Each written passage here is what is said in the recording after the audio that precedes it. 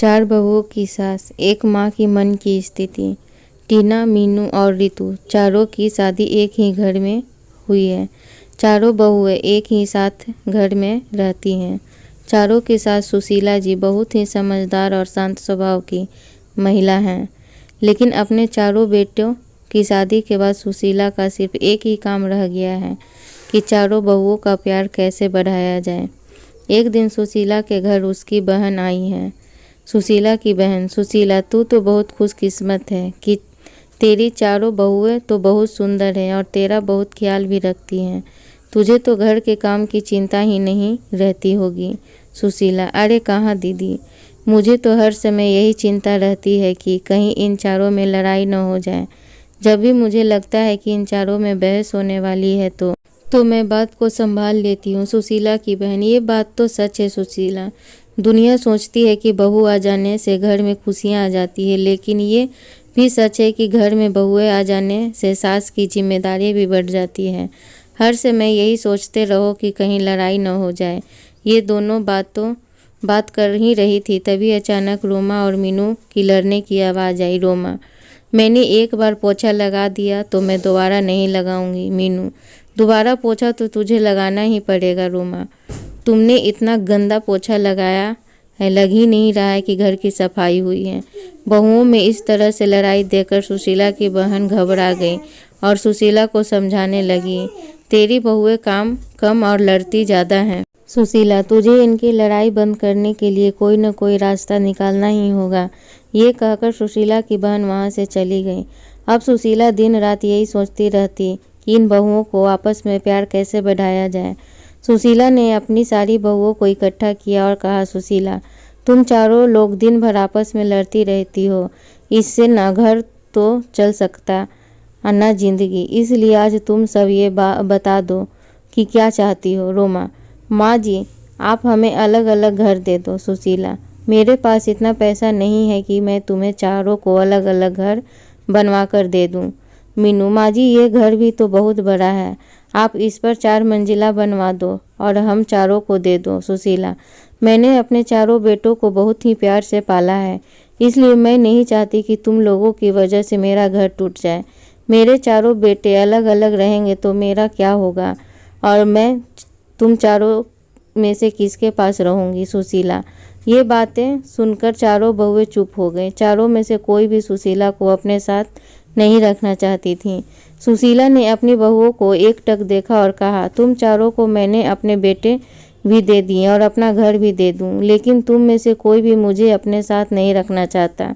ये कहते हुए सुशीला की आंखों में आंसू भर आई और वो उन चारों बहुओं के काम बांट दिए और उन सबको कहा कि कोई भी आपस में नहीं लड़ेगा, लेकिन उनकी बहुएं कहाँ मानने वाली थी। अब चारों बहुओं ने एक एक टीम बना ली। एक टीम में रोमा और मीनू थी और दूसरी टीम में रितु और टीना थी। चारों आपस में लड़ती तो नहीं थी, लेकिन एक दूसरे की चुगली करने लगी। एक दिन टीना और रितु ने अपनी सास से कहा, टीना, माँ जी, आपको पता है रोमा 12 बजे से सो रही है। आज तो उसने सिर्फ घर में झाड़ू ही लगाई है और पोछा भी नहीं लगाया। हाँ माँ जी, आपने लड़ने के लिए मना किया है, इसलिए मैं मीनू से कुछ नहीं कहती। वह आज ही बाजार जाकर अपने लिए 3 साड़ियाँ लाई हैं। अपने लिए 3 साड़ियाँ लाई हैं और आपके लिए एक भी साड़ी नहीं लाई। रितु और टीना तो अपने सास से चुगली करके चली गई। अब मीनू और रोमा की बारी थी। मीनू, माँ जी, आपने रितु को तो सर पे चढ़ा रखा है, वो हमेशा रोटियां जला देती हैं और आपके बेटे भी बोल रहे थे कि रितु की हाथ की रोटियां अच्छी नहीं लगती हैं। रोमा, और माँ जी, कल टीना ने सबके कपड़े धोए पर मेरे नहीं धोए। मैं खाना बनाती हूँ तो सबके लिए बनाती हूँ ना। मैं किसी दिन उसके लिए नहीं बनाऊँ तो कैसा लगेगा उस। सुशीला सारी बहुओं की बातें सुनती और सर पकड़कर बैठ जाती। इसी तरह दिन बीत गए रहे थे। जब बहुओं को लगा कि हमारी सास तो हमें घर बनाकर नहीं देगी, तो चारों बहुओं ने अपने अपने पतियों को भड़काना शुरू कर दिया। जैसे ही उनके पति काम से आते, वैसे ही चारों बहुओं चुगली करने में लग जाती। एक दिन जब उनके पति घर आए तो रोमा बोली, सुनो जी, मैं इस घर में नहीं रह सकती।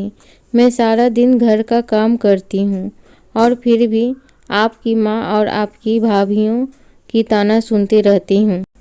रोमा का पति, मैं भी रोज़ रोज़ के लड़ाइयों से दुखी हो चुका हूँ। आज तो फैसला हो ही जाए। उधर मीनू भी अपने पति से कहती है, मीनू सुनिए जी, हम कब तक आपके घर वालों के साथ पिसते रहेंगे। बच्चे बड़े हो रहे हैं, उनके भी भविष्य के बारे में सोचना है। आप तो सारे घर का खर्चा चलाते हो और मैं घर के काम में लगी रहती हूँ। माँ जी से बोलिए ना, इस घर को तोड़वा कर फ्लैट बनवा दें, आराम से रहेंगे। मीनू का पति, तुम ठीक कह रही हो, आज माँ से इस बारे में बात कर ही लेता हूँ। आखिर हमारी भी तो पर्सनल लाइफ है। सुशीला के बेटे उससे बात करने के लिए आए और पीछे पीछे बहुएं भी आ गईं। बेटा, माँ कहाँ हो आप? बाहर आओ तो। सुशीला कमरे से बाहर आती है। बेटा, माँ आप घर को तोड़वा कर फ्लैट बनवा दो ना, सब साथ में नहीं रह सकते। दूसरा बेटा, हाँ माँ, हम सबको एक एक रूम मिला हुआ है। हमारे बच्चे बड़े हो रहे हैं, उनको भी अपना रूम अलग से चाहिए ना। और जो आपकी बहुओं में 24 घंटे लड़ाई होती रहती हैं, वो भी नहीं होगी। अलग अलग रहने में से आपको भी शांति मिलेगी और हमें भी। माँ, अच्छा तुम्हारी पत्नियों ने घर तुड़वाने के लिए मुझे नहीं मना पाई तो मेरे बेटे को भड़का दिया। मैं इस घर को तुड़वाना नहीं चाहती। इस घर में तुम्हारे पिता की यादें हैं, तुम्हारा बचपन बीता है और तुम चारों अपने पत्नियों को समझाने के बजाय मुझसे ये घर तोड़वाने के लिए बोल रहे हो। सुशीला ने अपने बेटे और बहुओं को बहुत समझाया, लेकिन कोई भी राजी नहीं हुआ और मजबूरी में सुशीला को अपना घर तोड़वाना ही पड़ा। जैसे जैसे हथौड़ा घर की दीवारों पर चोट कर रहा था, सुशीला को वो चोट अपने दिल पर महसूस हो रही थी। अब कुछ दिन बाद उस घर की जगह एक आलीशान बिल्डिंग खड़ी थी। सुशीला ने अपने चारों बेटों और बहुओं को बुलाया और कहा, सुशीला, तुम चारों के फ्लैट बनकर तैयार हो गए हैं। अब तुम सब आराम से रह सकते हो। तुम अपने अपने परिवार के साथ खुश रहोगे, लेकिन मेरा परिवार तो तुम सब हो। तुम्हें अलग अलग जाता देख मुझे कितना दुख हो रहा है, कैसे बताऊं। बेटा, माँ आप कहाँ रहेंगी? मतलब हम में से किसके साथ रहेंगी? सुशीला, तुम फिक्र मत करो बेटा, तुम्हारी बूढ़ी माँ किसी पर बोझ नहीं बनेगी। पेंशन तो आती है मेरे पास, उससे मेरा गुजारा हो जाएगा। तुम चारों को एक एक फ्लैट में रह लोगे तो ये नीचे का हिस्सा बचेगा, मैं वहीं रहूँगी। चारों बेटे अपनी अपनी पत्नी और बच्चों को लेकर चले गए और आराम से रहने लगे। सुशीला पूरे दिन ही यहीं रहती और यही सोचती, मेरी बहुओं ने मुझसे मेरे चारों बेटों को छीन लिया। चारों में से कोई मेरे पास नहीं आता, लेकिन सभी दिन एक जैसा नहीं रहने। कल मेरी जगह मेरी बहुएं भी होंगी, तब देखूंगी। कहानी अच्छी लगी है तो चैनल को लाइक, शेयर, सब्सक्राइब और कमेंट ज़रूर करें। आपकी क्या राय है अपनी कमेंट में ज़रूर बताएं।